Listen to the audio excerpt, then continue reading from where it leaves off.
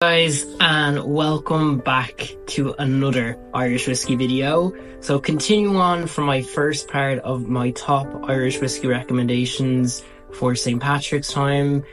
We're going to be talking about a whiskey I'm really obsessed with recently. I only discovered it a few weeks ago, and that is the Kilbeggan single pot still.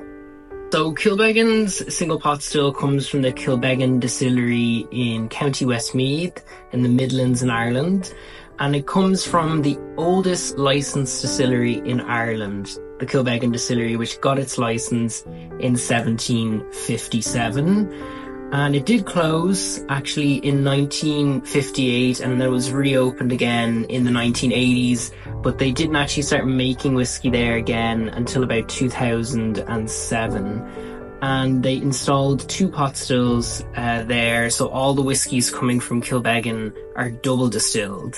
So this whiskey right here is a single pot still. So if you don't know what that is, it's pretty much Ireland's quintessential whiskey type. So it's the only whiskey type coming from Ireland that you won't find in other parts of the world.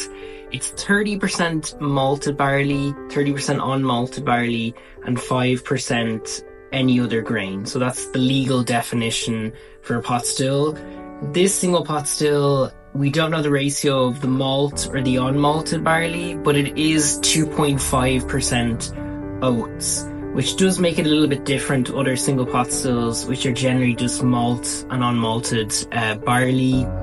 It isn't matured in anything too special, just ex-bourbon barrels, but it is distilled in the world's oldest pot still. So it was distilled in a 180-year-old pot still that came from the original Tullamore distillery, which unfortunately broke in 2020 and was unrepairable. So this is some of the last whiskey to come from that pot still.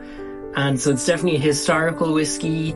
There's something so unique about this. I think it's the oats that really bring out something different in it. And it is a limited edition whiskey, so there is only a limited amount of these bottles, and once they're gone, that's it, gone forever. So it's definitely one that you need to check out this St. Patrick's time.